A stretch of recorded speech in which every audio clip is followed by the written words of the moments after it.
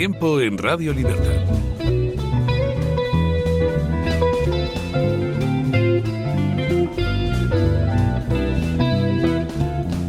Bueno, el tiempo, más concretamente la hora, son las 8:33 minutos, 7:33 en las Islas Canarias y en el Reino Unido. Don Mario Garcés, ¿qué tal está usted? Espere, porque no se le escucha nada. Ah, sí. Bueno, ahora sí. Ahora, que muy bien, yo encantado de estar aquí, pero hoy he dormido poco porque estaba escribiendo toda la noche, pero fenomenal. ¿Estaba escribiendo usted una carta a la ciudadanía? Una novela a la ciudadanía, se acabó. Bueno. Vale, entonces es que estaba la musa operativa esta noche. Estaba la musa y el muso, sí, como dirían los progres, sí.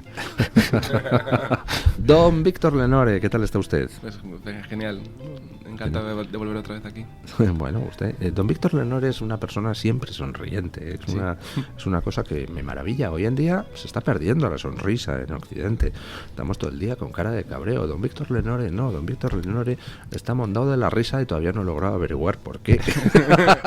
Hay pocos motivos, la verdad es que hay pocos motivos. Doña Carmen Álvarez Vela, ¿qué tal está usted? Bueno, pues para mi edad, no puedo decir mucho más, podría estar mucho peor. Bueno, yo estoy hoy un tanto estupefacto, porque ayer asistimos a la nueva chulería de Chulo I el Sánchez. Ayer se permite el lujo de salir a dar un ultimátum al Partido Popular, que en 15 días accede a renovar el Consejo General del Poder Judicial, o si no le quitará al Consejo General del Poder Judicial las competencias para nombrar jueces del Supremo. Y dices, pero ¿quién es Pedro Sánchez para salir a dar un ultimátum? Si es un tío que se le está cayendo el gobierno a trozos en España. Es un tío que en Europa, su grupo, se ha visto enfrentado a un revolcón en las europeas y ha perdido poder. ¿Qué fuerza tiene un Sánchez que depende económicamente de Europa? No tiene ninguna. Así que espero que hoy salga el Partido Popular a darle un contraultimátum, a decirle, oiga, o retira usted inmediatamente su amenaza de dar un golpe de Estado judicial, o bloqueamos ya todo tipo de negociación en Europa con el Grupo Socialista. Porque es que aquí estamos asistiendo al esperpento de que en Europa el Grupo Popular va a negociar con el Grupo Socialista los repartos de cargos en Europa, y el Grupo Socialista tiene como negociadores a Sánchez y a Scholz. O sea que el Partido Popular va a estar negociando en Europa con Sánchez mientras Sánchez da un golpe en España. ¿Me puede decir alguien cómo se puede comer eso? Bueno, Sánchez ha tenido la reacción típica del chulo tabernario cuando se ha sentido legitimado después de las elecciones del domingo, ¿no? Para él ha sido un gran resultado. Y entonces él se considera que está legitimado para hacer lo que quiera. Es un movimiento de fuerza, es un movimiento contundente. Dice, bueno, yo tengo un suelo de un 30%, de que si pusiéramos a todos los ciudadanos españoles en fila, uno de cada tres prácticamente sigue votando al Partido Socialista Obrero Español, lo cual hay que hacer examinar también la sociología de este país, que tiene sus razones, en el sentido de que el Partido Socialista es capaz de exhortar, es capaz de enervar los principales pensamientos primarios de una izquierda, que son reaccionarios, nunca son positivos. En este caso alimentan el soma de la izquierda con la famosa furia o la hiedra, el monstruo de tres cabezas que sería la derecha española, ¿no? Cosa que efectivamente ha podido calar en una parte bastante furibunda y tonta de la izquierda sociológica española. A partir de ahí él se siente fuerte, y como se siente fuerte, pues se lanza. Dice, bueno, yo ya he pasado las tres elecciones que tenía que pasar, las gallegas, las cuatro, las vascas, las catalanas, las europeas, he mantenido suelo, pues yo no voy a convocar elecciones, ese es su planteamiento. ¿Para qué voy a convocar elecciones si el resultado sería prácticamente idéntico? Eso es lo que él reflexiona, ¿eh? Y a partir de ahí ya se siente con fuerza de, desde luego, poner los codos encima de la mesa y decirle al Partido Popular que, desde luego, pues, que tiene un plazo límite para poder negociar el Consejo General del Poder Judicial. A mí me parece lamentable, pero nada sorprendente. O sea, estamos ante una situación de descomposición moral, no del Partido Socialista, sino de Pedro Sánchez. Pedro Sánchez es, hoy lo escribo en uno de mis artículos, como un palo clavado, esos palos de los mexicanos que clavan y hay danzantes voladores, ¿no? Pues todo el Partido Socialista vuela en torno al palo, y el palo es Pedro Sánchez. El día que caiga el palo caen todos. Habrá que recomponer el partido político, y a partir de ahí es un proyecto personalista donde él hace lo que quiere, y ya digo, se siente fuerte. Si está fuerte o no, ese es otro tema, pero él se siente fuerte, y esto, la política, todos la hemos vivido, es una percepción de sentimientos y de fuerzas. Sí, en el fondo, ayer era un poco cabreante ver la sesión de control al gobierno porque ha conseguido convertirlas en una sesión de control a la oposición, ¿no? Donde está todo el rato echándoles en cara lo primero que se le ocurre, y aunque moralmente sea muy discutible, en el fondo como estratégicamente, como estrategia política, le sale perfecto y le sirve para también para animar a sus bases, ¿no? Pensar que están haciendo algo, bueno, esta legislatura va a ser en la que vamos a plantar cara por fin a la ultraderecha. Entonces es una estrategia que le funciona muy bien. Sí, la fuerza de Sánchez es la polarización que ha creado de una manera lamentable, irresponsable, preocupante, peligrosa. Y podríamos ir con los calificativos, pero no tengo tanto vocabulario, entonces voy a parar aquí. Pero su fuerza es lo que ha hecho de polarizar la sociedad.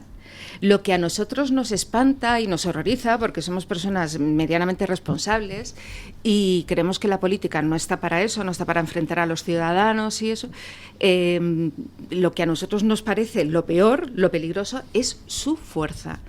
Entonces, y de eso se vale.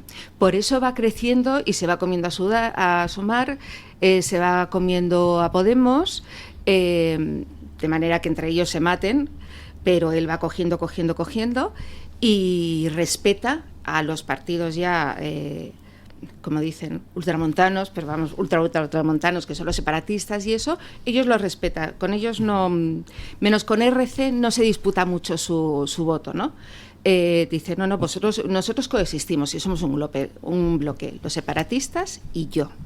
Y me como a lo que sería la extrema izquierda. Entonces, era esperable que después de las elecciones europeas, tanto si hubiera sacado un muy mal resultado o mal resultado, hubiera hecho esto, porque tiene que dar un paso adelante para seguir avanzando. Él va por hitos, a empujones, y tenía que dar un empujón.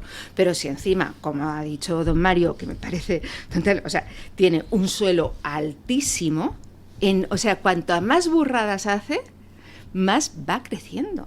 Pero no es verdad lo que usted está diciendo. En estas elecciones europeas, efectivamente, él se está comiendo a sus socios. Sus socios han perdido más de 800.000 votos. Sus socios, Podemos más Sumar. Sus socios sus socios separatistas diversos han perdido 1.300.000 votos. En total, entre los dos tipos de socios, han perdido 2.100.000. Lejos de subir 2.100.000 Sánchez, ha perdido él otros 2 millones más, con lo cual Sánchez y sus socios han perdido en estas elecciones más de 4 millones de votos. O sea, no es verdad que vaya creciendo. Sánchez está fagocitando a sus socios, pero eso no le hace crecer, cada vez está más débil. Pero es que lo primero, ha habido una abstención tremenda, con lo cual entiendo que dentro de la abstención, que él haya tenido ese resultado, sí, ha perdido 2 millones, pero el porcentaje es altísimo. Es brutalmente alto, es anormalmente alto. Miremoslo en porcentaje. Él y sus socios han perdido en porcentaje en estas elecciones un 8% con respecto a las anteriores, en porcentaje sobre voto emitido. Es decir, no es verdad que Sánchez esté cada vez más fuerte, está cada vez más débil. Entonces, pero sobre todo, aquí en España, él se va a aferrar al sillón y tiene muy difícil la oposición el descabalgarle, porque no hay suma para una mayoría absoluta. Pero que España está en Europa y que en estos momentos el Grupo Popular Europeo puede, a instancias del Partido Popular, decir, señores, mientras haya un golpe de Estado judicial en España, no hay ninguna negociación con el Partido Socialista, y menos con un grupo socialista que nombra a Sánchez como interlocutor. Le he estado escuchando esta mañana y ahí completamente de acuerdo. O sea, el Partido Popular, si lo quiere utilizar, cosa que yo lo dudo, puede tener la fuerza en Europa de poner todo el foco en España y decir, cuidado, o sea, que tanto Polonia, tanto Hungría, lo que está pasando en España es terrorífico. Puede hacerlo, dudo que lo haga, sinceramente. Creo que va a... Pues habrá que preguntarle al PP, vamos a ver, ¿tienes la fuerza en Europa para pararle los pies a Sánchez? ¿No usas la fuerza que tienes? Oye, ¿es que te parece bien el golpe judicial de Sánchez? Claro, de la misma manera que se le tenía que haber preguntado cómo en el Senado el PSOE le hace la jugarreta de votar que no a la tramitación de la ley de amnistía y al final se queda el PP solo votándola. Entonces, cuando yo digo que ha tenido buen resultado el PSOE, quiero decir que a nivel de escaños, a nivel de imagen, a nivel de todo, ha salido reforzado. Lo siento, esa es la imagen. Y luego me parece un resultado muy distorsionado por el tema de la abstención, por el tema de ser elecciones europeas, porque se han votado un montón de veces, pero es que tenemos Cataluña y ya, menos en Galicia, que se pega un trompazo, cosa que le da igual, porque ese sitio es del BNG. Entonces coge y dice, ahí tienes este es terreno tuyo, con lo cual me da lo mismo. En el País Vasco coge y dice, o sea, él sube muy pocos diputados, pero él se refiere a PNV y Bildu, sus socios naturales, dice, hemos sacado un buen resultado, y dice, hemos. Entonces, está saliendo reforzado con todo. Y para mí, y es que yo creo que lo digo en todas las tertulias, usted ya me va a echar por repetitiva, pero que aquí no haya sucedido un PASOK, que aquí ya no haya sucedido un Partido Socialista francés hace unos años, habla de una incultura política brutal. Y no se trata de ser de izquierdas ni de derechas, se trata de que la gente no entiende lo que está pasando. No entiende lo que está pasando, el golpe que se nos está dando. Muchísima gente no lo entiende. Mucha gente sí, pero muchísima gente no lo está entendiendo. Pero fíjense la clave diferente de las elecciones que se han celebrado durante un año. La gente está también un poco ya en el hartazgo de tantas elecciones, y es verdad que la abstención, más allá de que no es que haya antieuropeísmo, lo que hay es una especie ya de relapso de un movimiento, es decir, tengo que volver a votar, esto es Europa y que me ofrece Europa, ¿no? Las primeras elecciones fueron las determinantes, el 23J. Sí. Yo siempre lo he dicho, eso fue un día fatal para la historia de este país. Sí. Fue fatal para la historia de este país. Y algo se tenía que hacer una reflexión muy profunda de algunos partidos políticos de los que ganaron y no gobernaron, lo he dicho siempre. Que esa reflexión me tuvo un coste político para mí muy importante, porque es verdad que si ganas y no gobiernas, que era la regla que tenías que haber hecho, evidentemente no sirve para nada. Sirve para construir un discurso autojustificativo, decir he ganado. Pero cuando tienes que ganar por 5 goles en vez de por 2 porque tienes que remontar el partido de ida, pues evidentemente no te sirve para nada. Insisto, más que para autojustificarte internamente. Luego llegaron las gallegas. Como digo, las primeras elecciones del 23J son elecciones nacionales que están basadas en la posibilidad de gobernar. Pedro Sánchez basa todo en 3 conceptos. Una, que el 23J tuviera capacidad para sumar dentro del frente, porque él está al frente de un frente. En segundo lugar, que tuviera la capacidad de ser investido, lo consiguió. Y en tercer lugar, tener el control del Tribunal Constitucional. Con eso son los 3. Gracias puntos. ¿A quién? Bueno, tiene el control completamente de acuerdo. No estoy completamente de acuerdo que en ese juego el Partido Popular se ha equivocado. Mi partido se ha equivocado. O sea, a partir de ahí, las elecciones gallegas fueron un fiel ejemplo de la hegemonía del Partido Popular en Galicia. Desde el punto de vista del control social y del control de partido, desde luego es excepcional lo que tiene el Partido Popular en Galicia. No voy a entrar en otros ámbitos, se podría hablar del contexto ideológico, de cómo lo ejercen, pero es verdad que tuvo mayoría absoluta, es la realidad. País Vasco fue más o menos una evolución sincrónica del Partido Popular y del Partido Socialista, por lo tanto, bien, para el Partido Socialista incluso ganó 2 diputados. Cataluña fue un éxito rotundo para el Partido Socialista de Cataluña, por esa especie de posibilismo regionalista o neonacionalista de ella, que es incomprensible para mí. Un tipo que gestionó pésimamente la pandemia y que se ha convertido en una especie de héroe de la filosofía sanitaria, ¿no? Una cosa realmente cutre desde el punto de vista del pensamiento político. Y ahora llegan unas elecciones que no tienen la conformación de un poder nacional, pero que testan la posición de cada uno. Ya he hecho una reflexión muy buena, don Luis, porque es verdad que dentro de ese eje de polarización, ese eje que corta ahora mismo la política entre izquierda y derecha, se ha producido un fenómeno en los últimos 20 años muy curioso. Si nosotros hace 20, 25 años veíamos el Congreso de los Diputados, veíamos izquierda, veíamos derecha y veíamos a un grupo de 20, 15 diputados que estaban justo en el queso central, que formaban parte de los grupos nacionalistas y que tenían un peso muy relativo, pero lo llegaron a tener porque en algún momento si no había mayorías absolutas, consiguieron determinar cuál era, tanto para un partido como para otro, la mayoría resultante. Ahora, el tercer queso, el queso central, es un queso completamente fragmentado. ¿Y qué es lo que hace Sánchez? Sánchez mira el queso central y dice, esto es mío. Y actúa, como digo, al frente de un frente. Y a partir de ahí, pues hay que hacer el análisis también que hace don Luis. Vamos a ver dentro de ese frente cómo fluye, cómo sube y cómo baja la válvula en este caso. Y es verdad que han bajado.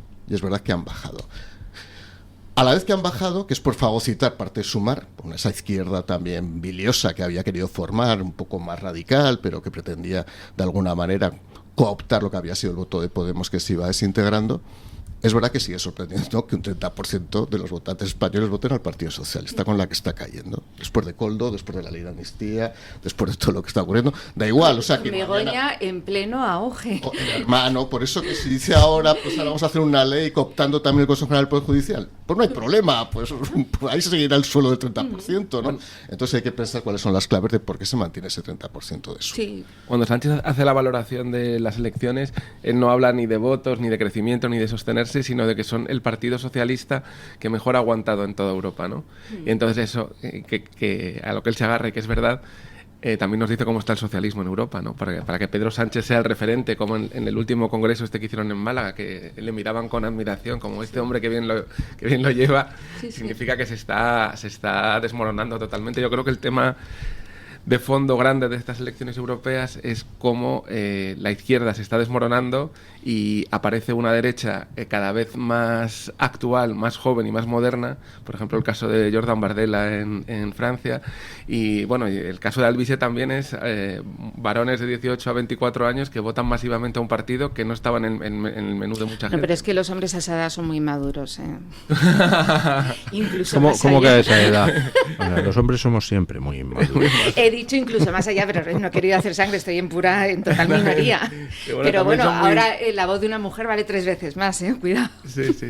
No, pero creo que el tema de fondo es este. Yo creo que la izquierda es un movimiento... La izquierda se ve a sí misma como algo eterno, pero es que no es algo eterno. La izquierda es algo que nace en el siglo XX, muy ligada a los conflictos laborales, ¿no? Pues, por ejemplo, el Partido Laborista, para hacerte un carnet tenías que tener el carnet del sindicato, y ahora cuando la correlación de fuerzas del siglo XX ha variado y ya es totalmente diferente, es que ha perdido totalmente el sentido. Entonces se han tirado a por esto de las políticas de la identidad, ¿no? El feminismo, el ecologismo, todo esto, que además los partidos verdes se han crujido en las últimas elecciones, y yo creo que la izquierda tiene que hacer un debate que es: ¿realmente somos algo eterno o somos algo que ha estado ligado a un determinado contexto histórico que ya está en decadencia y que se va a acabar? Hombre, tenemos una izquierda, por llamarla de alguna manera, que se apoya en unos partidos que basan su fuerza en el privilegio. Entonces, si nos vamos al origen de la derecha, a la salida del antiguo régimen, es todo, la derecha es privilegio, era privilegio. Ahora la llamamos derecha porque como si la llamamos Pepa, nos da igual. Y a la izquierda le llamamos izquierda por llamarla de alguna manera, pero de izquierda no tiene absolutamente nada. Bueno, sí tiene una cosa, y es el tema liberticida. O sea, la izquierda ha sido liberticida por naturaleza, y es su definición, porque se tiene que apoyar en una serie de resortes para ordenar una sociedad tal y como ellos quieren, ¿vale? Pero por lo demás es que no tiene absolutamente nada que ver. O sea, se basa en partidos que me da igual que Esquerra Republicana se llame Izquierda Republicana, será republicana, pero izquierda no lo es, porque lo que siempre ha pretendido unos privilegios, y además es que ya en el Parlamento, tengo que citar a Rufián, pero es la chulería total de la antigua derecha desde la tribuna. Y nosotros te vamos a quitar esto tal, porque los catalanes queremos, porque los catalanes necesitamos, porque los catalanes... Es un discurso completamente supremacista. Hablemos de los vascos. Bildu tiene un punto, siendo un tema muy aparte, pero sí se ha revestido ahora de derechos del trabajador. Sí se ha revestido ahora de una pátina de izquierda, siendo los más supremacistas, xenófobos, se ha revestido, sí que ha adoptado un discurso admirable, dicho sea entre comillas. Sí. Porque saben salir y decir, no, nosotros estamos con los trabajadores. O sea, es que mirad cómo estamos evolucionando, de qué manera tan loca. Y luego tenemos un Partido Popular, yo lo siento mucho, pero es que de verdad a mí me da mucha pena, porque les sacude tan fuerte don Luis a los del Partido Popular, que si le oyen por las mañanas deben ir a trabajar deshechos. ¿Quién les sacude fuerte? Usted un poco. ¿Yo? Pero es que tengo que estar de acuerdo. El Partido Popular quiere ser el PSOE. Es la verdadera socialdemocracia. Apoyémoslo, el que se sienta socialdemócrata, que vote al PP, pero que no se piense que está votando al centro derecha. Que no se piense, no se engañe, no se haga trampas al solitario. ¿Vale? No tenga usted la conciencia tranquila. No. A no ser que sea usted socialdemócrata y vote completamente contento al Partido Popular. Y luego está Vox, que quieren que les diga, pues es el único que se le entiende. Puedes estar de acuerdo o no, completamente. A ti la unidad de España te puede importar un pimiento o 3, o mucho o poco, pero es el único que yo le entiendo el mensaje y que sabes lo que votas y que lo que votas va a ser lo mismo en Galicia que en Tarifa. Va a ser así. Pero bueno, tenemos una disfunción total. Entonces ayer lo que hizo Sánchez es seguir su hoja de ruta. Toca el Poder Judicial. Han pasado ya las elecciones y me los voy a comer. Y ya está. Pero con una connotación adicional. Eso demuestra que él quiere seguir. Hace unos días todos hacíamos las especulaciones de si seguiría, no seguiría, convocaría elecciones, no convocaría elecciones, habría moción de censura, no habría moción de censura. Lo de ayer fue un golpe, es decir, yo sigo. Yo ya he pasado mis Otro 5 paso pruebas. más. Exacto. He pasado mis 5 pruebas y puedo justificarme internamente ante mi partido que mi proyecto mesiánico, adanista y personalista funciona, que tengo una base del 30%. Es verdad que esa es casi una cantidad o un importe taumatúrgico. Tengo un 30% de la base electoral de las últimas elecciones. Él juega muy bien con ese concepto. Había varias opciones. Si hubiera tenido un resultado portentoso y hubiera ganado las elecciones, hay quien decía que podía haber convocado elecciones. Yo no lo tenía tan claro. Porque en efecto, en el juego de frentes, en el juego de bloques, tenía que haber sumado. Y ahora veremos un momentito las proyecciones que se han hecho de cara a lo que podría ser unas elecciones generales, ¿no? De haber tenido un resultado malísimo, ¿habría hecho como Macron? Bueno, yo es que no le voy a hacer como Macron, lo que hace es escribir una carta. O sea, se encierra y dice, voy a hacer una nueva epístola a los botontos españoles otra vez. Vamos a ver a los botontos socialistas cómo les convenzo de que yo tengo que continuar y estoy siendo objeto de un acoso sistemático y pertinaz por parte de la derecha judicial. Esos conceptos que, por cierto, los va forjando y los va asimilando, los va metabolizando una parte de la sociedad de la izquierda sociológica. Exacto. Que ese es su gran éxito, es la conversión del enemigo, es la conversión de la derecha, o lo que él llama a la derecha, en una especie de enemigo permanente. Claro, se encuentra ante una situación de que si él proyecta los resultados, que efectivamente no se pueden proyectar ni mutatis mutandi, porque son elecciones europeas, es un 50% del voto, la gente está donde está y no, la gente está un poco cansada de las elecciones, ¿no? Y aunque todos lo plantearon como un plebiscito, realmente no fue un plebiscito para nadie. O sea, realmente el resultado no fue plebiscitario. O sea, el otro se ha caído, o sea, ha sido antiplebiscitario completamente. Entonces, a partir de ahí, si se proyectaran unas elecciones generales, yo he visto 2 proyecciones, pues yo he hecho las mías y no me sale ninguna de las 2. He visto 2 diarios que hacían proyecciones, que una le daba casi mayoría al PP con Vox, que al BIS le daban 3, yo no sé cómo pueden darle al BIS 3, a mí no me salen las cuentas, teniendo en cuenta el factor abstención, le podría salir uno en Madrid, quizá uno en Málaga, quizá uno en Valencia, pero mucho quizá. O sea, que es verdad que es un fenómeno que habrá que ver cómo se moviliza en los próximos meses. Entonces, ante esa situación, él no va a convocar si no tiene claro que su bloque, como bien decía don Luis, suma. Y su bloque hoy por hoy, insisto, mutatis mutandi, no suma. O estaría ahí, estaría justo en el límite. Lo que también me preocupa, que en cualquiera de esas 2 proyecciones con las que yo he hecho en mi casa, el resultado siga siendo tan ajustado entre bloques. A mí eso me preocupa mucho. Eso para mí, que el resultado sea tan ajustado, es un triunfo de Sánchez. Claro. Es un triunfo brutal. Luego, por otro lado, las europeas eran una buena ocasión para que su electorado le diera una colleja. Decir, yo le voy a votar porque es mi religión, votar al PSOE, porque le votaron mis padres y mis abuelos. Vale, pero ahora las europeas, después de la ley de amnistía, con la mujer imputada y tal, le voy a dar, y es posible que esa bajada de votos tenga que ver con una cierta colleja, pero no es suficiente. O sea, no es, o sea, un poco de castigo. Las europeas en España se utilizan, como no se llega a entender que casi todo, ya la mitad de lo que nos pasa es porque viene de Bruselas, entonces la gente lo utiliza mucho como para voto de simbólico, voto de castigo, voto de apoyo, voto de tal y voto gamberro. Yo quiero pensar, quiero pensar que Albis es un voto gamberro, y también por ser generosa en el calificativo, pero era una ocasión fenomenal para que el PSOE se hubiera visto en un aprieto fuerte. Vamos a hacer una breve pausa publicitaria y nos vamos a entrar a lo que está pasando en Francia, que es apasionante. O sea, la política francesa está en estos momentos estallando. Macron ha intentado marcarse un Sánchez y posiblemente haya logrado acabar con su propio partido, pero acabando de paso con otros. Ahora les contamos los detalles. El Toro TV también es Radio Libertad. Hospital Psiquiátrico San Francisco de Asís y Comunidad Terapéutica San Antonio.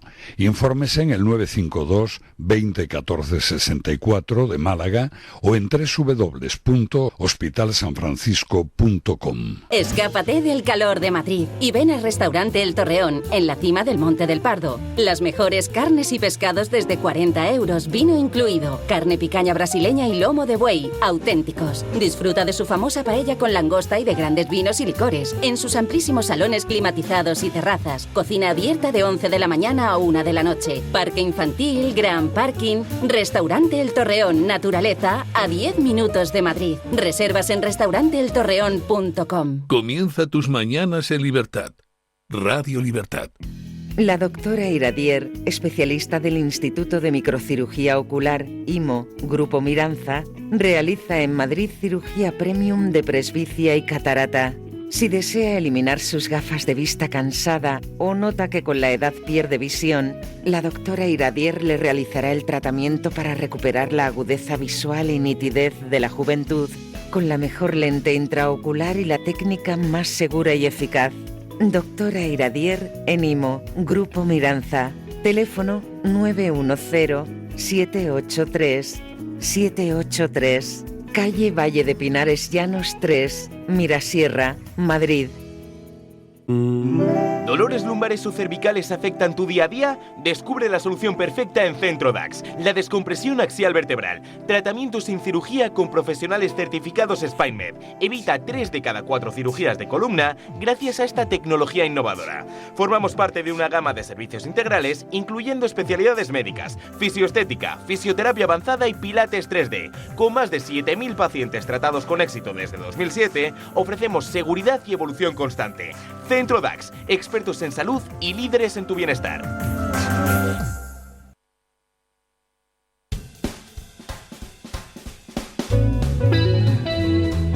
Mañanas en libertad con Luis del Pino.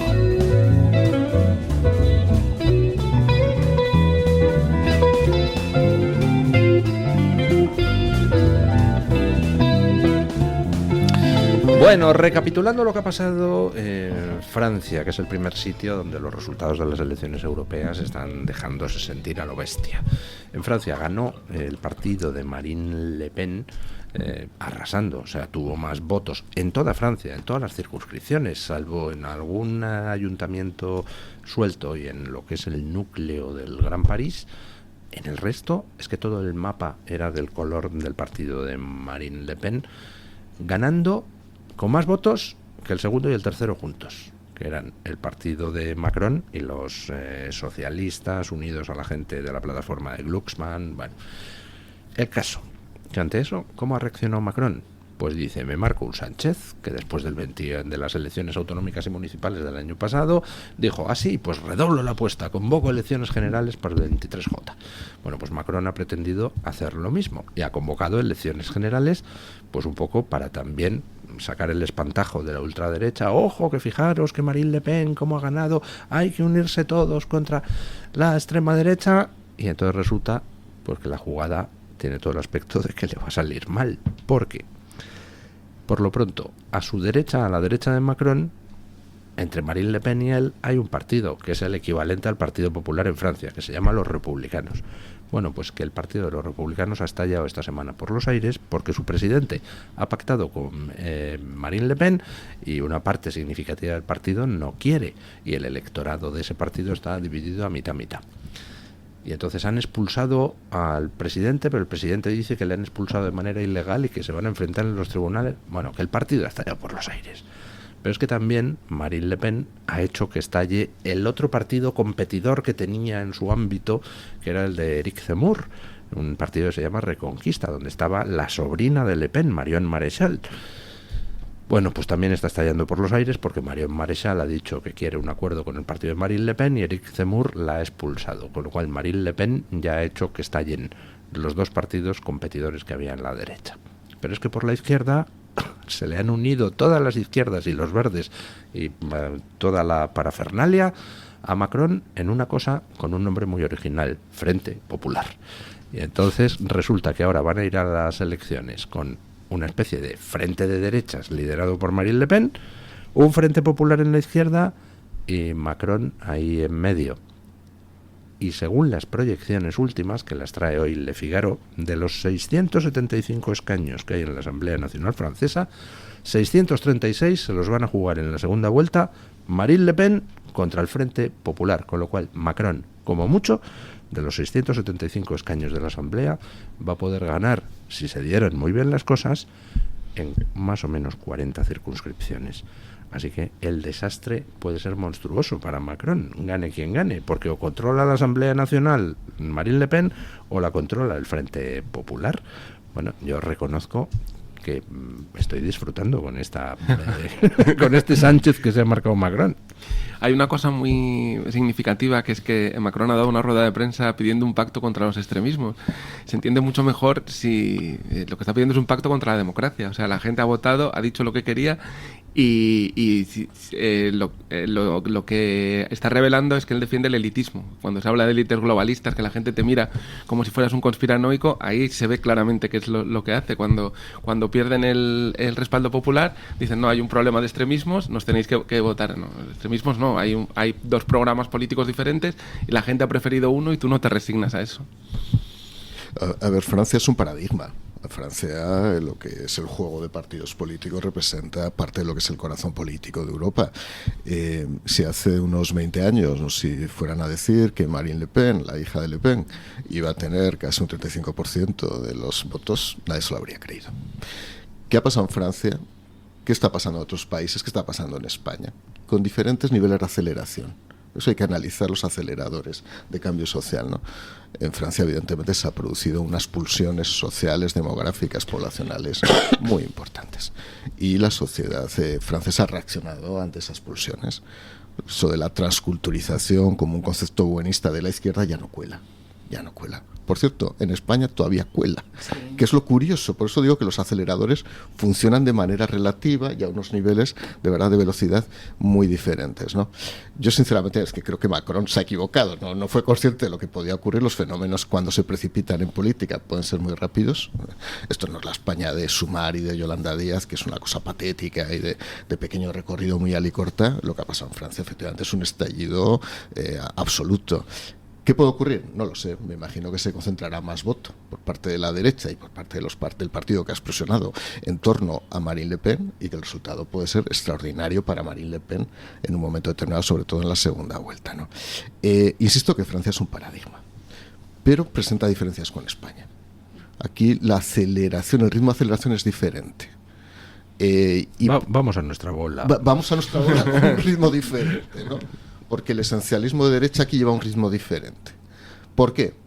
Probablemente porque Pedro Sánchez ha activado unos rudimentos muy básicos, muy primarios, psicológicos, que han calado en una parte de la sociedad, que es sorprendente. Esa cultureta de la transición sigue todavía vigente para algunas personas, esa cultureta de que viene la derecha, el Doberman, el reloj con las... Por cierto, insisto, lo publico yo en uno de mis artículos, todo esto empezó con Felipe González, que ahora viene aquí a presentarse como el redentorista del Partido Socialista, cuando en la campaña del 93 comenzó a poner aquel reloj con las manecillas que iban al revés. Era la primera vez que presentaba a la derecha española como una derecha regresiva, cuando la derecha podía ser una derecha de verdad en aquel momento. Felipe González es el que sacó al Rottweiler. Y luego salió el Doberman en el ya 96, cuando sabía que iba a perder. Zapatero inventa la memoria histórica, ese concepto burdo y bastardo, que es absolutamente absurdo, Una cosa es memoria, otra cosa es historia. Esto es enhebrar o maridar dos conceptos absolutamente imposibles de maridar, pero que han calado en una parte de la sociedad. Y ya Pedro Sánchez no tiene escrúpulos. Pedro Sánchez da igual, o sea, desentierra a Franco, hace lo que tenga que hacer, y si tiene que acabar con la monarquía, acabará con la monarquía, porque por supuesto anticlerical, que la Iglesia se lo tendría que hacer ver evidentemente lo que ha pasado durante estos últimos 30 años y su respuesta, pero a partir de ahí pues va a hacer lo que sea. Pero el ritmo aquí es diferente y, ya digo, viene fundamentalmente provocado por esos elementos reaccionarios que impulsa el propio Partido Socialista y que calan en una parte de la sociedad española. Mira, precisamente estos días estoy dándole vueltas a este tema de la diferencia de España con Francia. Bueno, a lo mejor no soy la única, a lo mejor está media Europa, pero bueno, yo también. Le está dando vueltas, digo, ¿qué es lo que...? Y al tema del suelo del PSOE, un poco pensando en todo esto. Y hay una realidad que nos hace muy diferentes. Bueno, para ceñirme un poco al tema, respecto a Francia... Francia es una olla a presión desde hace muchísimo tiempo. Nosotros también, nosotros tenemos el problema del separatismo, tenemos el Estado fragmentado, pero Francia también con el problema de la inmigración, con una cantidad de población increíble que no se siente francesa a pesar de tener nacionalidad francesa. Entonces es complicadísimo. Pero en España, yo estos días estaba reflexionando sobre todo esto y tenemos un problema muy diferente. Nosotros venimos de la guerra civil. Esto que hace 15 años yo ni me habría planteado, habría dicho, Carmen, la guerra civil se ha quedado hace mucho, pero la guerra civil ha renacido con la ley de memoria histórica, que luego, rizando el rizo, la han convertido en ley de memoria democrática, con lo cual, si tú no piensas como te dice la ley, no eres demócrata, no estás en el sistema, eres un antisistema. Entonces, ese resorte emocional, psicológico, del que hablaba don Mario, es el que nos hace completamente diferente, por la cual Vox no crece al mismo. Dicen, pero ¿cómo es posible que las derechas europeas hayan crecido tantísimo, se hayan opuesto tanto a la burocracia europea? ¿Cómo es posible? Pues por este tipo de cosas. Hacemos una brevísima pausa publicitaria y seguimos. El Toro TV también es Radio Libertad. Presentamos Navarretinto, probablemente la mejor explotación de cerdos ibéricos de España, situada en la dehesa extremeña. Durante la montanera, los cerdos se alimentan de bellota de encinares sostenibles. Nuestra denominación es de bellota 100% ibérico, mención exclusiva pata negra. Navarretinto tiene como norte la excelencia. Si le gustan los productos ibéricos, llámenos al 91 625 02 28, con total garantía de satisfacción. ¿Quieres reducir el gasto de refrigeración y calefacción de tu comunidad? Somos expertos en la gestión de subvenciones de eficiencia energética para comunidades de propietarios sin coste inicial. Gestiona tu subvención, es la mejor decisión para tu edificio. Llama ya al 911 45 47 77 y en Gestiona tu subvención te daremos un trato personalizado.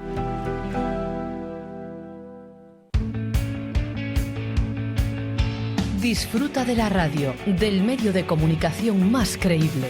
Radio Libertad, Madrid 107.0. Mañanas en Libertad, con Luis del Pino.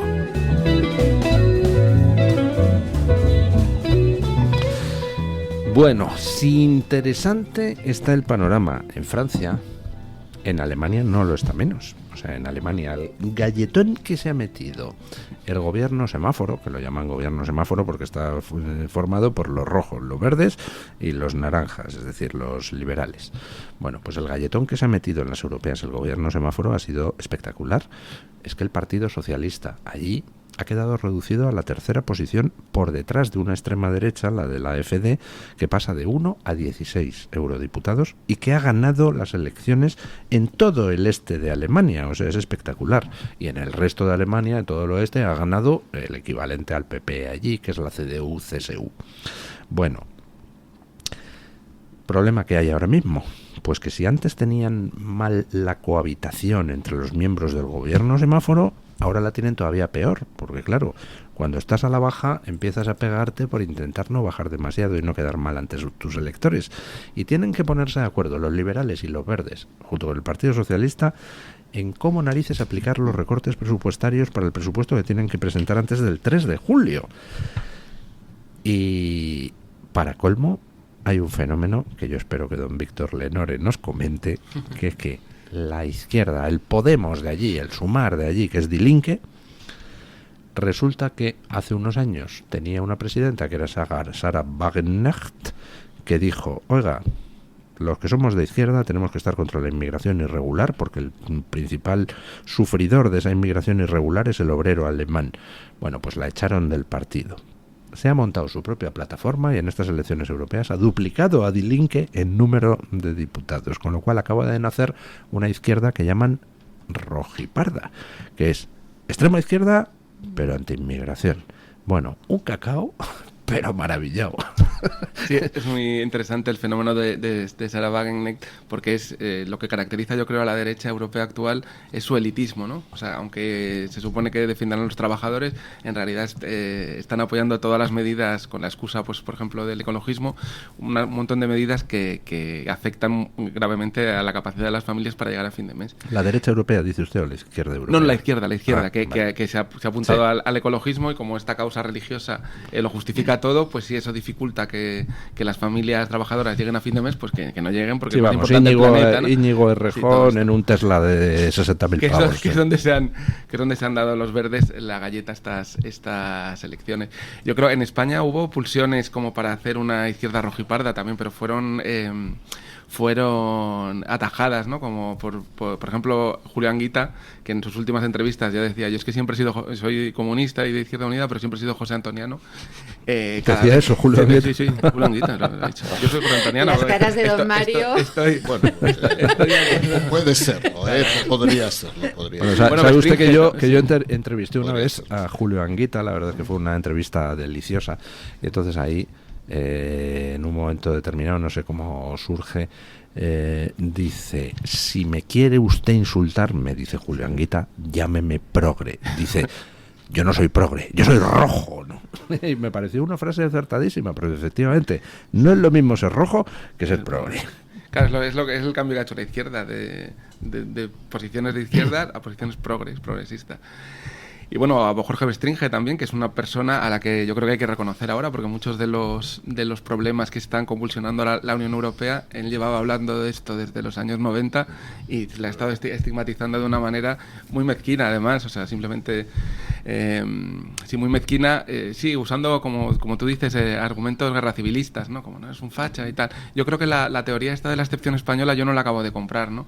Cuando surgió el 15M se dijo que era la vacuna contra la extrema derecha, que España era un país muy diferente a los de su entorno y que el 15M probaba que estábamos vacunados contra la tentación de lo que la izquierda llama la extrema derecha, y luego se ha visto que no, ahora nadie se acuerda del 15M y estamos yendo un poco más lento. Yo no creo que haya una excepción, pero sí que hay un cierto retraso respecto a las dinámicas sociopolíticas del resto de Europa. Y creo, por ejemplo, que Vox igual está en el mismo camino que Reagrupación Nacional, pero aún está en el Frente Nacional, ¿no? Bueno, de los 90. Estoy de acuerdo, ¿eh? Sí, cuando a lo mejor la palabra no es excepción, pero sí retardo.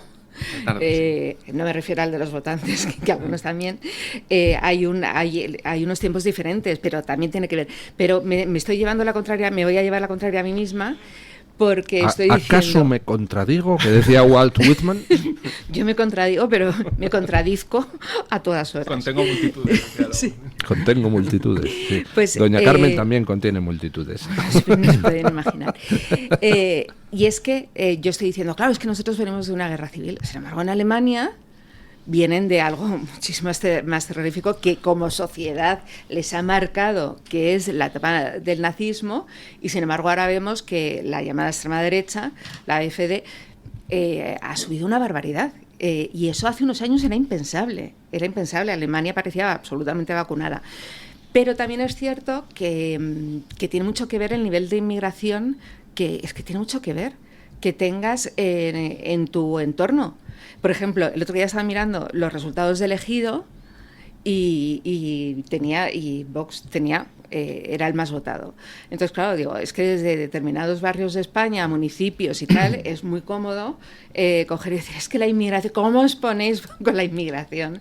Sois unos fachas, unos xenófobos y unos tal. Bueno, vale, sí, vete tú a Elegido y me dices a ver cómo veis lo que le pasó a los progres neoyorquinos que decían que era inaceptable poner barreras. Entonces dice el gobernador de Texas, ¿sí? Dice, empieza a mandar en autobuses a todos los inmigrantes irregulares que cruzaban la frontera, y al cabo de poquitos meses dicen en Nueva York, estamos desbordados, y empiezan a mandar a los inmigrantes hacia Canadá y tal. Claro. O sea, es que la realidad incomoda mucho, Pero fijaos, el caso de Alemania y el caso de España históricamente son muy diferentes.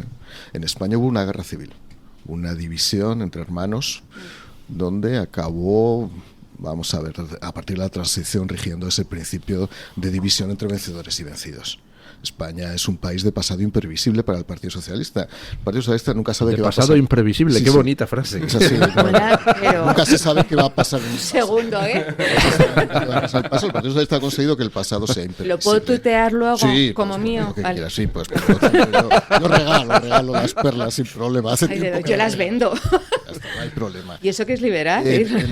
Sí, así como soy liberal lo voy regalando. Así me va, por ser liberal. En cambio, en el caso de Alemania no venía de una guerra interna, venía de uno de los regímenes evidentemente más monstruosos que se pudieron dar, ¿no? Por cierto, que provocaron, entre otras cosas, la Shoah judía, ahora que algunos la niegan de una manera absolutamente mendaz y absolutamente enloquecida, ¿no? ¿Qué pasó? Que esa Alemania de Nuremberg tenía que resurgir de alguna manera, y tenía que resurgir siendo el corazón de una nueva Europa, intentando desarmarse desde el punto de vista de lo que era la propia defensa y la propia posibilidad de que hubiera ataques. Recordemos que la Constitución alemana prohíbe que haya ataques exteriores a la realidad, solamente puede defenderse, porque era uno de los pactos que surgieron posteriormente a la Segunda Guerra Mundial, y comienza a haber, como digo, un corazón europeo que ahora mismo pues hay un problema, porque efectivamente Alemania ha sido contribuyente neto durante toda su vida, ahora tiene que aplicar sus propias reglas fiscales, que les llevan a una ortodoxia presupuestaria donde tiene que haber ajustes, lo tienen que aplicar precisamente las fuerzas de izquierda, como lo tuvo que hacer Zapatero en su momento, y que fue el motivo fundamental de la caída, o del inicio de la caída, cuando reformó la Constitución, el artículo 136 de la Constitución española, ¿no? Pero ¿qué quiero decir con esto? Alemania durante mucho tiempo ha jugado a un papel de ser contribuyente, pero tener muchos retornos. Todo eran retornos empresariales, es decir, Alemania no perdía. Si hiciéramos realmente un balance entre lo que aportaba presupuestariamente y lo que recibía a través de los contratos y de las ayudas que recibían sus empresas, el balance era neto para la economía alemana. No lo habría hecho de otra manera. O sea, la deuda que tenía con la historia no les llevaba a ser absolutamente estúpidos. Tenía que vivir y era una sociedad que tenía que seguir viviendo. Luego se produjo la fusión de las dos Alemanias, que eso era realmente una situación muy diferente a la española. Fusionar dos Alemanias con dos regímenes diferentes, con dos velocidades sociales diferentes y económicas, aquello fue un proceso muy traumático, y en paralelo comienza un proceso masivo de migración a Alemania, donde se produce un cambio de la fisonomía poblacional alemana, más allá de la caída de la natalidad, más allá de la pérdida de ciertos valores. Nadie hace 20, 25 años habría previsto tampoco, igual que en Francia, que se hubiera producido un crecimiento, vamos a decir, de esa derecha esencialista. Yo lo llamo derecha esencialista porque está en la esencia de lo que son determinados valores que se podrán compartir o no, y veremos con qué intensidad o no. Pero es verdad que, fruto de un proceso constante, de una demografía variable, de una transculturización que está provocando una distorsión de lo que era la propia sociedad alemana, se ha producido una aceleración mayor que en otros países. Yo no sé si es que porque estamos en el extremo nosotros de Europa, es verdad que aparentemente, como decíamos antes, el ritmo de aceleración es menor. No es que seamos una excepción, que no lo somos, O sea, el esencialismo en España también existe, y lo representa Vox en este caso. Podrá estar de acuerdo o no con Vox, pero lo representa, ¿no? Nos tiene una visión a lo que tiene que ser este país. Y decías una cosa antes que se me había olvidado, ¿no? Fijaos, en España hay dos territorios que son de muy difícil recuperación para el centro derecha español o para la derecha española. Digo centro reformista porque el Partido Popular es un partido centro reformista. No es que lo diga yo, lo dicen sus estatutos. Yo es que no... Sus estatutos también decían que sí, del derecho a la vida y tal, sí, y ahora es un partido abortista. Sí, pero quiero decirlo porque a mí me hace mucha gracia la derecha, la ultraderecha, que dice el propio Sánchez, ¿no? Es que estatutariamente el Partido Popular es un partido centro reformista. Por eso a veces, es que engaña al PP. Engañará al que diga que es un partido de derecha liberal, porque los liberales siempre hemos estado ahí agarrotados, colgándonos un poco de esa especie de hilo que nos podían cortar en cualquier momento, y los conservadores han tenido siempre muchos problemas para encontrarse ahí, esa es la realidad.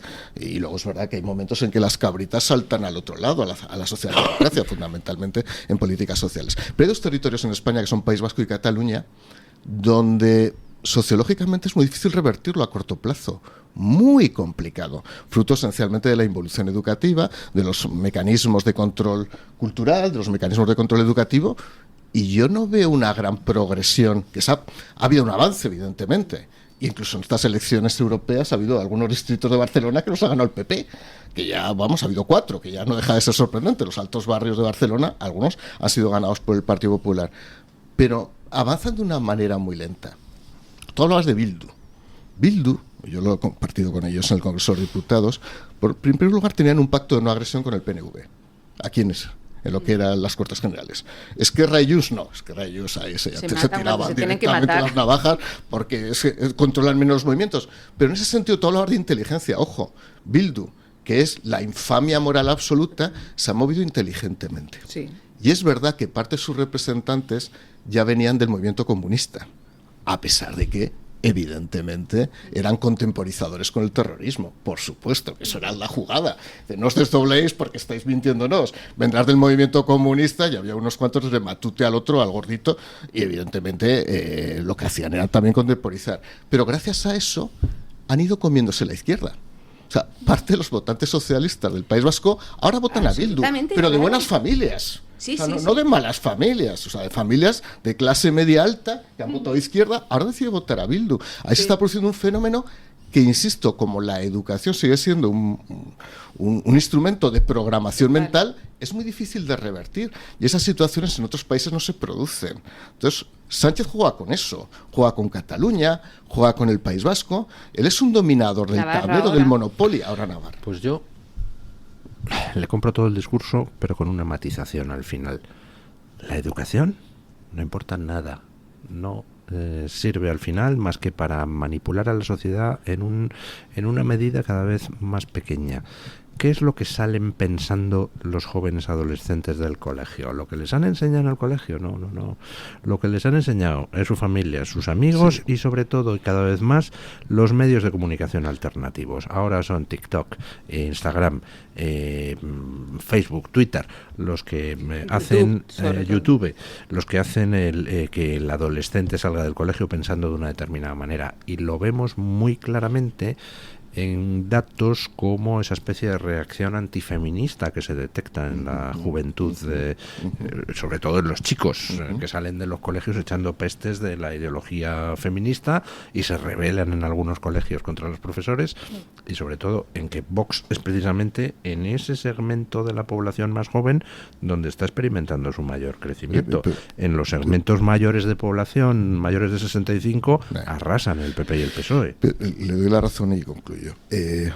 Hay un tema, por ejemplo, en Cataluña que a mí Alejandro Fernández me lo cuenta mucho. Cuando Pujol introdujo ese proceso de ingeniería social donde había que eliminar la inmigración latinoamericana para que fuera una inmigración masiva, esencialmente musulmana, con el objetivo de que no hablaran castellano, fundamentalmente era un proceso de descastellanización. Me lo dice Alejandro Fernández, han fracasado. ¿Por qué? Porque los propios musulmanes utilizan las redes sociales y el idioma de las redes sociales es el español. Dice, los que no querían que hablasen más que los que querían que hablasen solamente musulmán, árabe, y los que querían que hablasen catalán, se han dado cuenta que ahora los musulmanes sobre todo hablan castellano porque es el lenguaje en el que se comunican a través de Instagram, a través de TikTok, a través de otro tipo de redes. Es verdad que ese fenómeno está produciendo ahora mismo una dilución de lo que era la posible mecanización cultural que se había impuesto por algunos políticos. Este tema es que para mí es fundamental, el tema País Vasco y Cataluña, que la reversión que tienen. Para mí el País Vasco es prácticamente irreversible, por dos razones. Una, porque se hizo una limpieza ideológica. Entonces, o sea, tú quitas a la gente que vota, las echas, se van a otro sitio y acaparas totalmente los medios, o sea, haces un pequeño paisito y el Estado español se retira. Es así. Tú vas al País Vasco y no ves el Estado español en ningún lugar, o sea, te puedes mover como si estuviera con euros, tal como si estuvieras en Estonia. Es lo mismo, es lo mismo.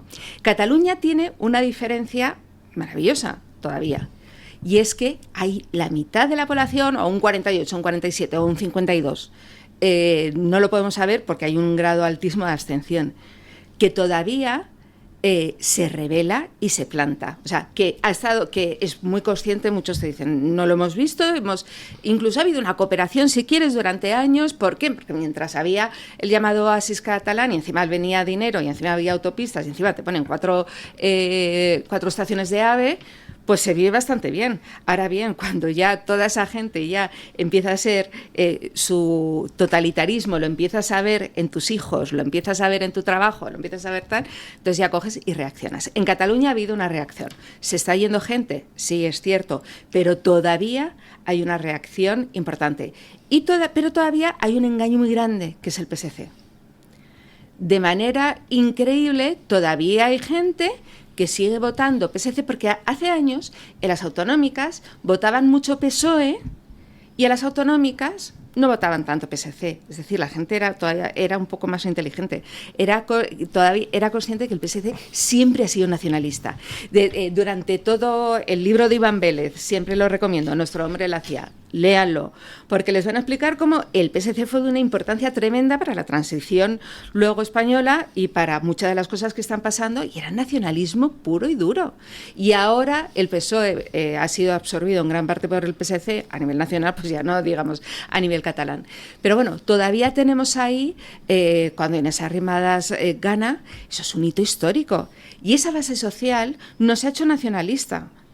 Sigue existiendo. Pues es que mucha ha dejado de votar, otra está encontrando acomodo con Vox, que donde va se consolida, y el PP es un partido yo-yo en Cataluña. Sube, también, baja, pero sube, también baja. una parte de ese voto a Ciudadanos también ha ido al PSC al PP en estas últimas elecciones catalanas, que ha tenido ahí un resultado espectacular, ¿no? Sí, sí. Pero a mí me da mucha pena que digas que ves el País Vasco como algo irrecuperable, ¿no?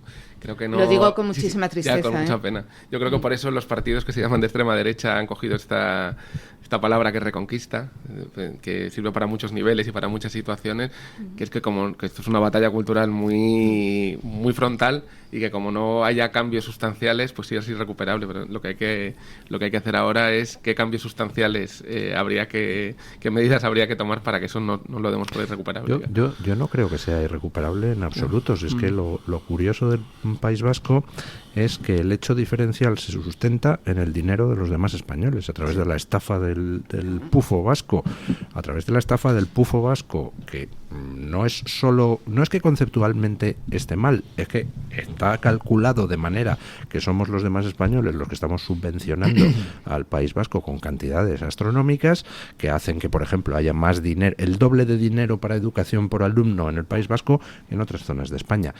Entonces, tú cortas ese flujo, es decir, haces que el País Vasco tenga que someterse a las mismas reglas presupuestarias que el resto, y que por tanto deje de existir una parafernalia subvencionada con el dinero de los demás, y automáticamente deja de ser negocio el ser separatistas. Y es que lo gracioso es que somos nosotros los que ponemos incentivos perversos para que ahí haya gente que vive de tratar de excluir a los que los subvencionamos, ¿no? Sí, yo quiero hacer un apunte cultural aquí, que es que con esto lo de hacer un oasis con el dinero de los demás, la cultura vasca, el euskera, ha estado muy subvencionado, ¿no? Discos, libros, cualquier cosa que sacaras en euskera te ponían la chequera. Hay editoriales que viven solo de que saben que aunque su libro vaya bien o vaya mal, con lo que les dan por traducirlo al euskera ya son rentables, ¿no? Pero ese cambio ha sido un fracaso. O sea, tú ahora ves, yo escribo mucho sobre música, ves la lista de los artistas más escuchados en el País Vasco y son los mismos que en España, que son Bad Bunny, Shakira, Karol G, todo este reggaetón, música urbana nueva, C. Tangana. Entonces, antes, en los años 80... No, a mí me encanta. Además, creo que es una música que es un triunfo de la hispanidad frente al... Estoy de acuerdo, sí, señor. En eso sí, por ejemplo. Quiero un monumento a Camela ya. Bueno, Camela, pero Camela también, cada ¿eh? vez que van a las fiestas a unas fiestas del País Vasco, desbordan ahí todos los números de asistencia. Yo me imagino yo que sé, a la gente del PNV o de Bildu viendo eso y diciendo, por ejemplo, Óscar Matute tuvo una polémica tuitera con Pitingo, que le odia y le está siempre despreciando, pero le desprecia por ser gitano y hijo de guardia civil. Entonces yo me imagino que cuando vean a Camela, pues les pasará lo mismo. Entonces, en los 80, tú si ibas al País Vasco, sí que los éxitos eran grupos muy posicionados con Herri Batasuna y que cantaban Urco, en vasco, muchos por ejemplo, esa gente, ¿no? Cortatu, La Polla Records, todos anarquistas, muy de izquierdas, con un sistema cultural muy deslocalizado, quiero decir, con casas ocupas, con fiestas, con sus propios tenderetes en todas las, se llaman chosnas, sus propias, no me sale ahora, sus stands en las fiestas populares, ¿no? Y todo eso, esa apuesta que fue muy exitosa en los 80 y 90, se ha venido abajo. Y a los grupos que ellos demonizaban, como La Oreja de Van Gogh de San Sebastián, que siempre han sido muy antinacionalistas por motivos familiares y por convicción política, que las han intentado estigmatizar, no lo han conseguido, ¿no? Entonces, como decía Gramsci, a todo cambio político le precede una victoria cultural. Esa victoria cultural no está ahí para sostener el nacionalismo. Ojalá. Nos acaba de llenar de optimismo, don Víctor Lenore. Muy bien, muy bien. Pero ¿por qué sonrío tanto? Cuidado, una cosa, es que no toda la culpa de que en el País Vasco pase lo que pasa es de los separatistas. No, es que yo he hecho la culpa a los gobiernos centrales que se han ido de ahí. O sea, que les han cedido. O sea, si nosotros queremos recuperar, podemos recuperar. Ellos no han ganado los separatistas ninguna batalla. Siempre ha sido por incomparecencia, del contrario. Claro. Bueno, y sobre todo porque casi 500.000 de vascos tuvieron que salir del País Vasco. Es que eso es fundamental. Son las elecciones más adulteradas que se producen en toda Europa, que yo conozca. O sea, esa es la realidad y habría que insistir todos los días. Yo cada vez que insisto todos los días siempre me encuentro gente en las redes diciendo eres un cenizo, siempre pensando en el pasado. No, es que es que es la realidad, es que los que se fueron y los hijos de los que se fueron no votan en el País Vasco. Y esa es la realidad. Y por eso está adulteradas también las elecciones vascas, y hay que decirlo de manera clara. Oye, y se dice, por ejemplo, Vox lo dice constantemente en campaña electoral, esto está adulterado, y hay que decirlo sin ningún problema, ¿no? A partir de ahí, hablaba don Luis del concierto vasco. Dani Lacalle y yo hemos defendido muchas veces que a mí no me importaría que hubiera conciertos en todas las comunidades autónomas, en todas. Y que la liquidación fuera transparente en todas. Ese es el problema, que aquí solo hay en una y la liquidación no es transparente, porque se ha convertido en una compensación política. El cálculo se hace sobre la metodología variable que quiere el Ministerio de Hacienda, y lo conozco bien como funcionario que soy de ese ministerio, y en función de eso se acaba compensando en el balance que se da al País Vasco. Y ante esa situación, pues lógicamente gana el País Vasco, o sea, es así, y además tienen las prerrogativas fiscales de poder establecer sus propios beneficios fiscales, con lo cual a territorios que estábamos cerca, como somos los aragoneses o incluso los riojanos, tanto Navarra como el País Vasco ha operado durante muchos años como una especie de aspirador donde se llevaban muchas empresas, muchas evidentemente de manera ficticia, porque ponías ahí el domicilio fiscal, pero realmente la actividad se seguía desplegando en Aragón o en La Rioja, ¿no? Esa es la realidad, ¿no? Sí que hay un fenómeno. Yo que tengo entre mis debilidades extrañas, yo soy aficionado al Athletic Bilbao. Toda mi vida he sido aficionado al Athletic. Desde muy pequeñito, yo nací en Jaca y mi padre era el presidente de un club de fútbol de Jaca, y vino un combinado de la Real y el Athletic Bilbao a jugar un amistoso. Entonces me dieron un banderín y esas cosas, y yo desde pequeñito, mi camiseta, mi bufanda, y todos los años me iba a San Mamés a ver un partido de fútbol.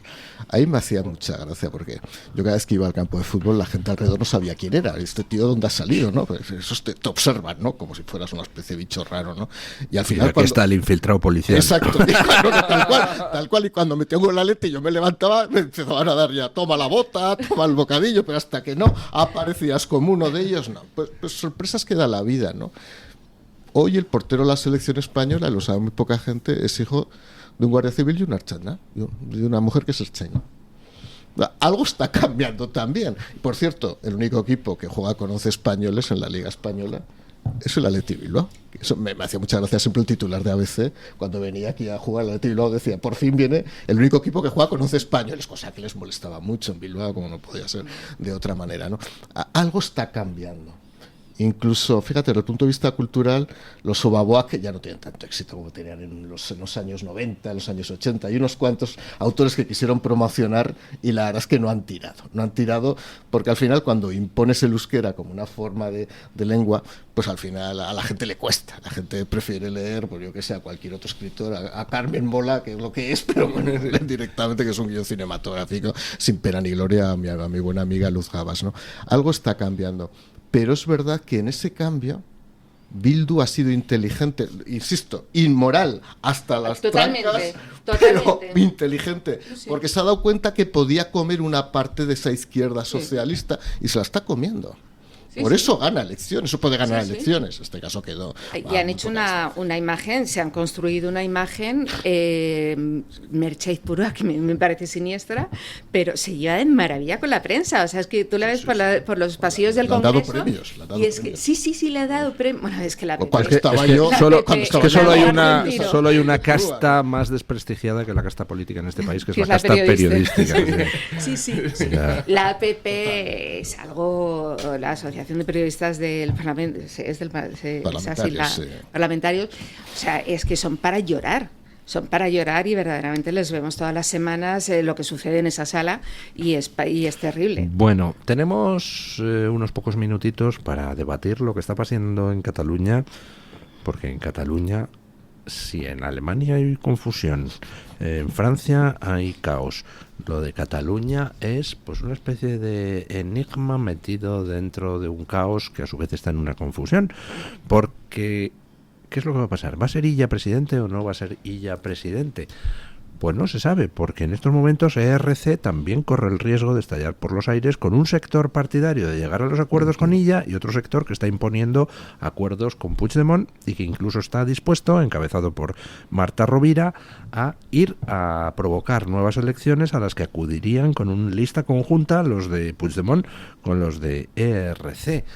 En fin, que no sé, yo no tengo nada claro que Pedro Sánchez pueda llegar a fin de año como presidente de gobierno, aunque se empeñe. A ver, yo tampoco lo tengo claro, no sé qué va a pasar en Cataluña, creo que ellos tampoco lo saben, ¿eh? Creo que ellos están jugando diariamente con las fuerzas, esto es una especie de intradía o de bolsa política, a ver quién, y nunca mejor dicho lo de la bolsa, el botín catalán, ¿no? Fíjate, pero hay una cosa que a lo mejor no comparto, ¿no, Luis? Yo creo que aunque no se forme gobierno y haya nuevas elecciones, Sánchez sigue. Me diréis, ¿por qué? Solamente hay dos formas de que Sánchez salga del gobierno, que son convocando elecciones. No lo veo convocando elecciones porque no haya gobierno en Cataluña, no lo veo. ¿Que no le aprueban el presupuesto? Lo prorroga. Pues ello está en eso. Y la otra opción es una moción de censura, presentada por el Partido Popular. Y yo ya he dicho, el otro día lo dije precisamente en esta casa, que hay dos formas de moción de censura. Una moción de censura para que Feijóo fuera presidente del gobierno, pero es imposible. Entre otras cosas porque eso provocaría que hubiera una alianza, al menos en la votación, una coincidencia de votación, una alianza de Vox y del partido Puigdemont de Junts, cosa que yo no veo viable y que además me parecería que erosionaría cualquier legitimidad de ese gobierno, o sea, sería absolutamente inaceptable. Y hay otra opción, que es hacer un tamames. Y es que el Partido Popular se lanzara presentando un candidato independiente, que lo votara quien lo tuviera que votar, si hay coincidencia en este caso, sería una coincidencia casi aleatoria, con la condición de que convocara elecciones. ¿Se le olvida a usted una tercera posibilidad? La judicial. Que puede, sí, y una cuarta, la europea. La judicial, si la cosa se sigue complicando, a Sánchez le coloca en una situación insostenible. O sea, la imagen el 5 de julio de su mujer entrando a declarar ya como imputada en el juzgado es demoledora, ¿no? Pero eso yo creo que resistiría. Eso resiste.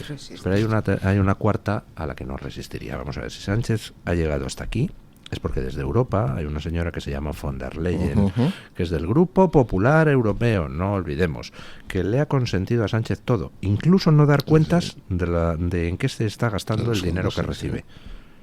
Tú cortas ese grifo y Sánchez está muerto. Sí, se cortan los fondos, los flujos de Next Generation, desde luego está muerto. pero hay que cortarlos. Don Alberto Núñez Feijóo, ¿es usted consciente de que en estos momentos en Europa el Grupo Popular Europeo tiene la voz cantante?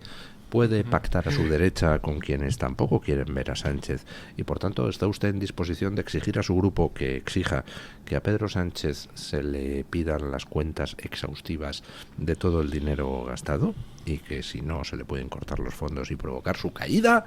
¿Es usted consciente, don Alberto? No, pues aquí se lo decimos, porque aquí hablamos de lo que en otros sitios no se habla, hombre. Lo que pasa es que ahí vendrá el discurso si el PP es patriota o no es patriota. O sea, eso lo va a plantear el Partido Socialista desde el primer momento. A usted ahora mismo quieren que no lleguen los fondos, es antipatriota. Y ese es un discurso que en el PP siempre entra muy mal. O sea, yo no sé por qué, pero entra muy mal. Yo estoy de acuerdo, don Luis, hay que ser más contundente y en un momento de encrucijada histórica, el regreso a la historia de España, hay que actuar de una manera contundente. Pero como ya los conozco bien a los míos, que han sido míos, pues sé que actuarán como movimiento de piernas y con flaqueza. Que no actuaran, vamos. Bueno, ante la tesis de que les puedan llamar antipatriotas, pues seguramente no actuarán. Sí, vamos a ver. Sí, o sea, sé a lo que se refiere usted y estoy de acuerdo en que eso. Pero resulta curioso, dice antipatriota es el que pide que no se le dé dinero a un tío que está destruyendo la patria. Pues es un poco complicado, sí, ¿no? O sí, sea, tiene fácil respuesta. Es que sí, yo entiendo, por eso te digo que hay justificación, ¿no? Para dar una respuesta diferente, ¿no? Pero al final, como es curioso con el Partido Socialista, de cara a ciertas personas del Partido Popular, va filtrando ciertos conceptos que parece que cuela socialmente, pues hay miedo. Y ese miedo al final acaba provocando que se tomen determinadas decisiones, ¿no? Que a veces no son las correctas. Es así. Lo de Cataluña yo creo que hace mucho tiempo que está en un callejón sin salida y que hay que preguntarse cómo se sale de ahí, ¿no? Porque ahora la derecha está muy, bueno, y sectores intelectuales con la defensa del 78, pero creo que en algún momento habrá que debatir o si el régimen del 78 es el que ha creado este tipo de callejones sin salida, ¿no? Donde los nacionalistas siempre tienen demasiado poder, que no se les puede meter en vereda y ver qué cambios se pueden hacer para que ese callejón sin salida pues se vea una luz al final, ¿no? El cambio es la ley electoral. El cambio es la ley electoral, pero ninguno de los dos grandes partidos políticos, cuando digo los grandes partidos con mayor representación parlamentaria, están por la labor. Porque saben, bueno, el PSOE evidentemente, ¿no? Pero el Partido Popular, aunque no lo dirá nunca, porque sabe que eso tendría un coste social, en términos de movimiento social muy amplio, en el País Vasco y en Cataluña, y no quiere atreverse a mover fichas sabiendo que tendría que soportar, ya digo, movimientos inducidos por parte del nacionalismo, tanto catalán como vasco, con efectos que no sabríamos cuáles eran. Pero la política es valentía, estoy de acuerdo. Precisamente la política es valentía, de la cual ahora la gran mayoría carece. Sánchez es audaz, que es distinto que valiente, o sea, es un loco, temerario, pero con unos intereses muy prefijados. Y luego se me olvida lo que iba a decir luego. Pues entonces le damos la voz a los oyentes porque ha entrado aquí Don Eric Gutiérrez. Doña Eric Carbonell. Bueno, no quiero prejuzgar nada. Efectivamente, porque ya sabe que si prejuzga ciertas cosas, y nuestra tertuliana Lucia Echeverría lo sabe, podría llevarle a juicio, Luis. Exactamente, yo no quiero que usted me demande, así que lo que sea Eric ha entrado en... Lo que sea Eric, pobre. Bueno, pues me quedo con ese apelativo que le vamos a hacer. Pero a lo que sí que vengo es a comentar lo que nos han comentado los oyentes en redes sociales, en la libre encuesta de hoy. Y leo algunos, por ejemplo, empezando por el de Miguel Castilla, que comenta: el PP es tan fraude electoral como Sánchez con su "con Bildu no voy a pactar", cambien Bildu por Sánchez y ahí lo tienen. Cabe recordar no solo que ha dicho Sánchez "con Bildu no voy a pactar", bueno, podríamos hacer una recopilación con Podemos no voy a pactar, no habrá amnistía, Puigdemont a la cárcel, etcétera. Efectivamente, podríamos hacer, yo creo, una hora de recopilaciones de las cosas que no iba a hacer, pues que al final sí que ha hecho. Yo siempre lo he dicho. Realmente, si queremos saber lo que Sánchez va a hacer en las próximas semanas, escuchemos lo que dice que no va a hacer. Si es que realmente es facilísimo, ¿no? Otro mensaje que también nos ponen en Twitter, José Manuel Quesada nos dice: el PP está en la tesitura de decidir entre la defensa del Estado de Derecho y sus enormes ganas de agradar a la izquierda. Ya lo han comentado ustedes, que pues bueno, eso es lo que está el PP. Por un lado tiene pues apoyar al Estado de Derecho y en otro pues apoyar a nuestro amigo Pedro Sánchez, que nos da mucho contenido todos los días. Otro comentario, nos pone Carguera también en Twitter. Primero se tiene que desbloquear Feijóo, que solo sabe repetir que Sánchez ha perdido las elecciones y que ellos las ganaron. Ese es el actuar del PP. También nos dice Ave Fénix, España, la nueva Venezuela y la oposición moderadita, aseada, respetuosa y revestida de institucional, viéndolas venir. Muchos usuarios, don Luis, se quejan de que, bueno, que está muy bien ser un señor, ser un caballero cuando hay que serlo, pero hay veces que pues la situación requiere un poco más de malas palabras o de malos actos en ciertos aspectos y que, bueno, creen que es el momento de hacerlos. Y por último, por si usted quiere hacer alguna aclaración, don Luis, nos pone un usuario, Dr. White, no puedo creer que Luis del Pino siga manteniendo alguna esperanza en el PP semperiano para frenar la deriva autocrática de Sánchez. No sé si usted tiene alguna esperanza. Vamos a ver, acaba de utilizar un adjetivo que yo creo que es bastante ilustrativo. Por supuesto que en el PP semperiano no tengo ninguna esperanza, pero el PP no tiene necesariamente que ser semperiano. Es decir, ahora el PP lo manda Feijóo, pero mañana lo puede mandar otro. Porque, yo que sé, alguien diga, oye, Feijóo, no lo estás haciendo bien. ¿Por qué no? O incluso el propio Feijóo, pues hasta ahora lo que está haciendo a mí me parece todo, de principio a fin, lamentable.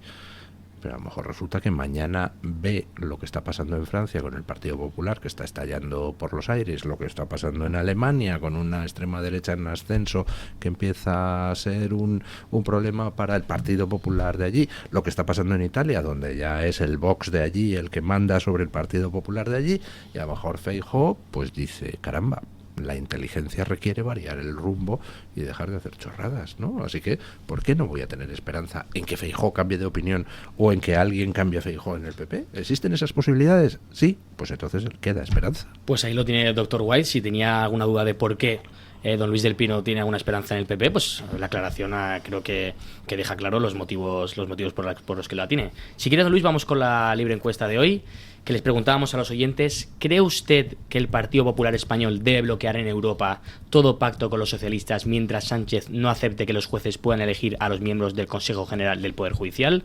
No sé qué piensan nuestros tertulianos de esta pregunta. ¿Debería? Totalmente, pero oposición frontal en Europa y en España incluso. Sí, totalmente de acuerdo, sí. Yo también. Bueno, dábamos 3 opciones, sí, no y no lo sé.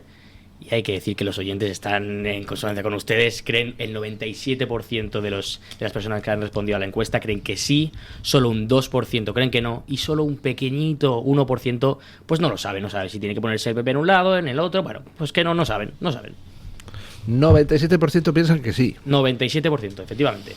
Bueno, pues entonces, en fin, conservemos la esperanza de que Alberto Núñez Feijóo se dé cuenta de una cosa fundamental: que si hay alguien en posición de debilidad es Sánchez, no Alberto Núñez Feijóo. Por tanto, que responda a la amenaza, al ultimátum de Sánchez con la máxima chulería posible. ¿Cómo te atreves, pedazo de canalla, a darme un ultimátum a mí? Te lo voy a dar yo a ti. Y mientras no retires tu golpe judicial, voy a bloquear en Europa toda negociación con tu grupo socialista. Y os coméis los mocos, tú, Scholz, y el resto de miembros del Grupo Socialista Europeo. ¿Ya está? Y así de claro. Así de claro. En fin, será que es que yo tengo muy mala leche, pero ¿qué quiere usted que le diga? Don Mario Garcés, muchísimas gracias por haber estado el próximo aquí. día, el lunes o el miércoles, que hay jamón, ¿no? Vale.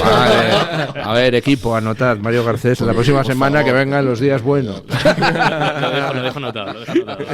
Don Víctor Lenore, muchísimas gracias. Un placer siempre, Luis. Doña Carmen Álvarez Vela, muchísimas gracias. A usted. Hacemos una brevísima pausa publicitaria y nos vamos a tirar la caña. El Toro TV también es Radio Libertad.